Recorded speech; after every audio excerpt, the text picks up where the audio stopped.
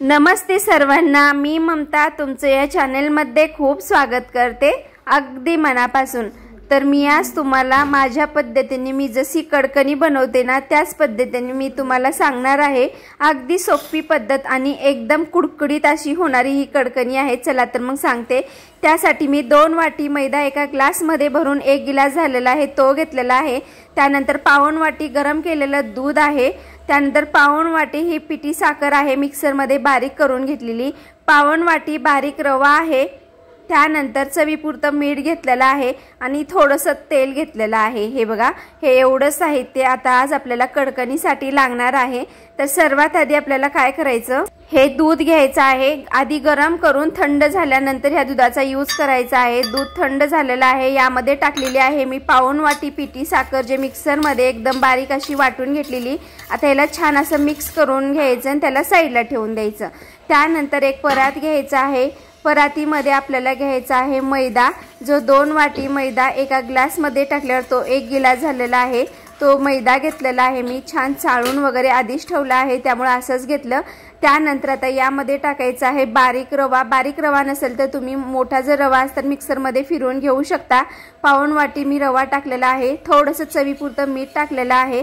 आता हे सर्व पीठ आपल्याला हाताने आधी छान मिक्स करून घ्यायचे आहेत। हे बघा, असे पीठ छान मिक्स झालं की मी तेल ठेवलेलं आहे गॅसवरती।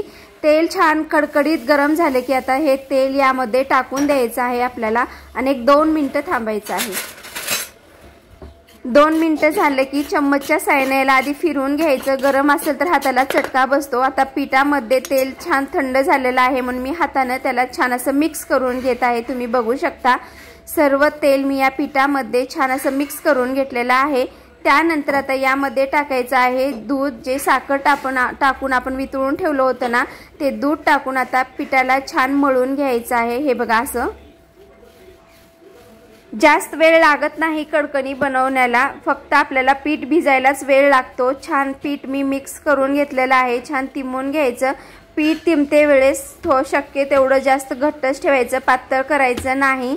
छान असं पीठ आपलं मळून झालेलं आहे, तुम्ही बघू शकता। आता मी याला झाकण ठेवून 1 तास थांबणार आहे, कारण 1 तासानंतर हे पीठ छान भिजलं जातं। तर 1 तास झालेला आहे, पिठाला आपण झाकण ठेवून झाकण काढून घेते। एकदम छान पीठ भिजलेलं आहे, हाताने थोडंसं अजून मी मळून घेते, तुम्ही बघू शकता। त्यानंतर याला साईडला ठेवून यामधला छोटासा पिठाचा गोळा घेतलेला आहे आणि आता याला लाटून घ्यायचं आहे आपल्याला। छान असं गोल लाटून घ्यायचं। हे लाटून झालं की आपल्याला एका डब्याच्या झाकणाच्या साहाय्याने किंवा वाटीने याला असं वरती ठेवून सेम आकार देऊन घ्यायचा आहे, कारण आपले सर्व कडकण्या एक साईज होतील। छान कडकणी तयार झाली की एक काडी घ्यायचं किंवा काटेरी चम्मच घेऊन त्याला होल पाडून घ्यायचं, म्हणजे कडकणी आपल्याला बांधायला सोपी जाईल आणि विशेष म्हणजे तेलात टाकलं की ती फुगणार नाही। अशा सर्व कडकण्या मी करून घेतलेल्या आहेत, तुम्ही बघू शकता। छान कडकण्या आपल्या करून लाटून झालेल्या आहेत। तेल मी गरम करायला ठेवलं होतं, तेल पण छान गरम झालेलं आहे। गरम तेलामध्ये ही कडकणी मी टाकून दिलेली आहे आणि त्याला छान असं आपल्याला तळून घ्यायचं आहे। गॅस जास्त फुल नका ठेवू, जर फुल असेल तर मग कडकणी आपली करपून जाईल, त्यामुळे थोडं मीडियम गॅस ठेवून सर्व कडकण्या आपल्याला तळून घ्यायच्या आहेत। छान आपली कडकणी तळली आहे, तुम्ही बघू शकता। आता मी याला बाहेर काढून घेते। एकदम छान अशी एकदम कडक आपली कडकणी तयार आहे। हे बघा, त्याला मी बाहेर काढून घेते। हे बघा, सर्व कडकण्या मी अशा छान तळून घेतलेल्या आहेत। सर्व कडकण्या आपल्या तयार आहेत, तुम्हाला मी तोडून दाखवते। अजिबात तेलकट वगैरे काहीच झालेल्या नाहीत, एकदम ठुसूळ अशी आपली कडकणी झालेली आहे। जसं नाव आहे ना तशीच ही कडकणी बनलेली आहे। अगदी सोपी पद्धत आहे।